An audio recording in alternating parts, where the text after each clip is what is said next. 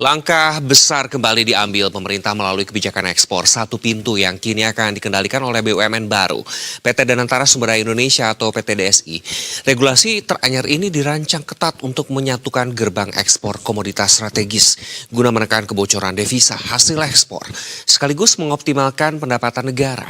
Lantas siapkah para pengusaha tambang kita sekaligus eksportir beradaptasi dengan model tata kelola ekspor terpusat ini? Dan untuk membahasnya, sudah bergabung bersama kami Ketua Komite Minerba Bidang SDM Apindo, Bapak Hendra Sinadia. Pak Hendra, selamat pagi. Terima kasih sudah bergabung bersama kami. Apa kabar Anda? Alhamdulillah kabar baik. Terima kasih Mas Iqbal. Terima kasih Bapak. Bapak, kita langsung ngobrol nih, PT DSI kan akhirnya resmi dibentuk pada 1 Juni kemarin Pak Hendra. Bagaimana sikap resmi Apindo nih terhadap penunjukan PT DSI sebagai pintu tunggal ekspor komoditas begitu ya? Mulai masa transisi ini hingga wajib penuhi pada 1 Januari 2027 nanti.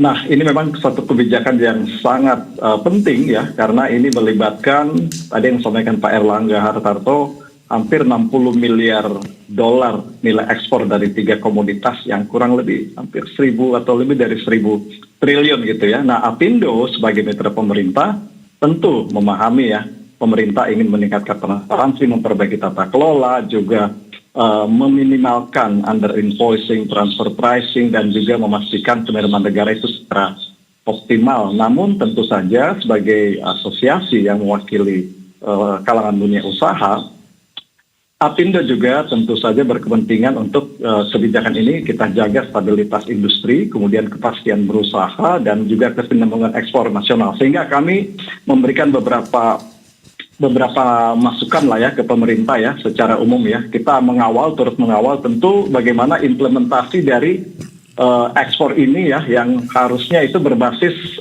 sumber daya karakteristik dari masing-masing komoditas. Kan ini berbeda ya, nikel, kemudian batu bara ya, kemudian juga sawit ya, kemudian kepastian hukumnya juga perlu, mekanisme bisnisnya, dan juga tata kelola Danantaranya yang transparan dan efisien. Ini juga satu tuntutan yang kami ajukan ke pemerintah. Kami sudah sampaikan surat, kemudian platform digital, kemudian pembentukan forum teknis kami mengusulkan, dan juga sosialisasi. Nah, kami Apindo sudah bertemu, dipimpin Ibu Ketum kami, Bu Sinta Kamdani Wijaya, bertemu dengan pihak Danantara tanggal 26 Mei dan sudah menyampaikan surat resmi juga ke Menko.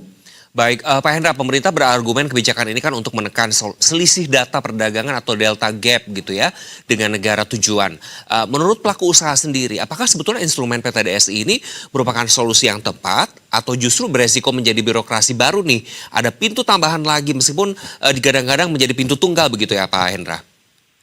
Nah, ini menarik ya, karena kebanyakan satu kebijakan itu baru terlihat apakah menjadi solusi atau sebaliknya itu ketika sebuah kebijakan, apalagi kebijakan penting ini berjalan implementasinya.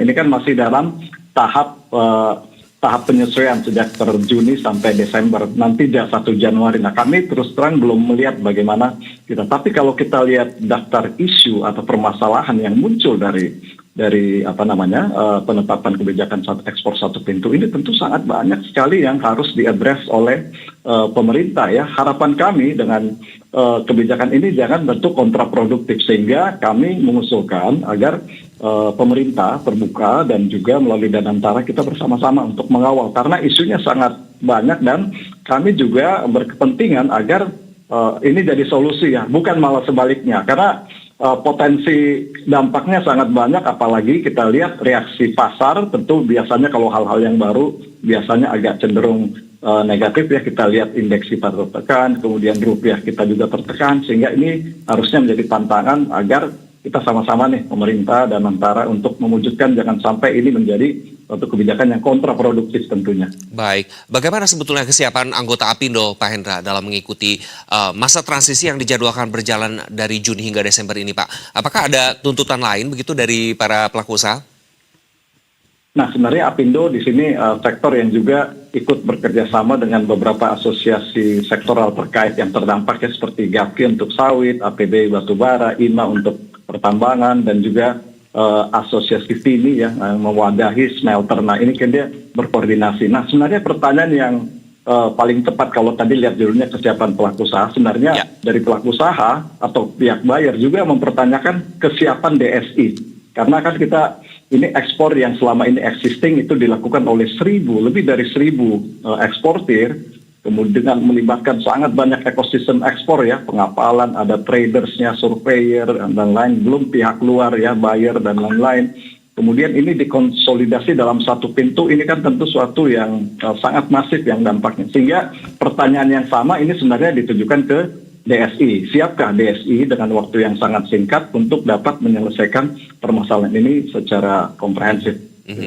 Menurut Anda berarti dengan persiapan yang cukup singkat akan siap, Pak Hendra? Nah, yang menjadi pertanyaan juga tentu salah satunya adalah bagaimana kita mengadres isu ini ke pihak buyer ya, karena kita sangat berkepentingan. Ini buyer yang sudah existing, yang sudah sangat lama kita jalin ya oleh banyak perusahaan, dan juga untuk beberapa perusahaan dengan buyer tertentu itu bisa mendapatkan harga premium ya yang lebih di atas harga market ya misalnya ya. Nah, sementara kalau dialihkan ke DSI ini kan belum menjamin kita bisa mendapatkan harga premium. Nah, kalau kita nggak dapat harga premium, contohnya tentu saja akan berpengaruh terhadap penerimaan negara. Alih-alih kita meningkatkan, malah bisa berpotensi lebih menurunkan. Nah, banyak hal ini yang perlu diadres, terutama keresahan dari pihak importir, karena kita juga harus berkompetisi dengan negara lain dan juga dengan pihak lain. Dan mereka juga bisa memproduksi domestik mereka seperti batu bara, Cina, India bisa memproduksi sendiri, sehingga bisa berpengaruh terhadap ekspor kita juga nantinya. Baik, Pak Hendra, tadi kan Anda singgung terkait buyer. Apakah ada anggota Apindo yang sudah menerima keluhan begitu atau query dari buyer internasional terkait perubahan mekanisme transisi ini, Pak? Apakah ada juga kekhawatiran mereka begitu akan mengalihkan pembelian ke negara kompetitor begitu seperti Australia misalnya?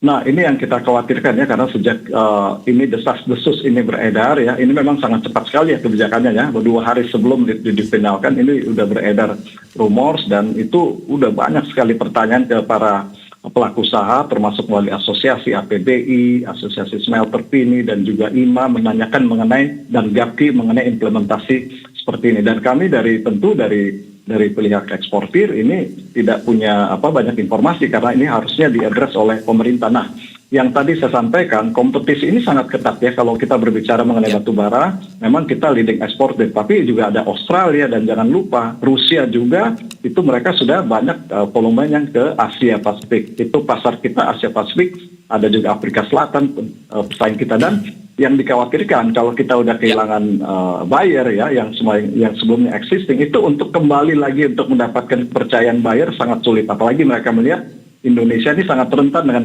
kebijakan yang sering berubah-ubah. Nah, ini yang jadi kekhawatiran, apalagi kalau kita berbicara dengan konsep ini DSI, kelangsungannya konsep ini juga jika terjadi peralihan pemerintahan. Nah, ini juga menjadi pertanyaan kan, karena mereka mengkhawatirkan setiap pergantian rejim di Indonesia bisa terjadi perubahan kebijakan. Rentan terhadap perubahan kebijakan yang terus-menerus, komoditas batubara juga sangat sensitif ya Pak terhadap waktu pengapalan begitu. Bagaimana Apindo ini melihat kesiapan sistem IT dan operasional PT DSI Pak? Jangan sampai nanti mungkin antrean dokumen memicu keterlambatan kapal begitu ya Pak? Nah, betul sekali. Apalagi kalau kita lihat contohnya yang ekstrim di batubara, yaitu di tahun lalu aja sekitar 524 juta ton ya volume ekspor kita tahun lalu ya.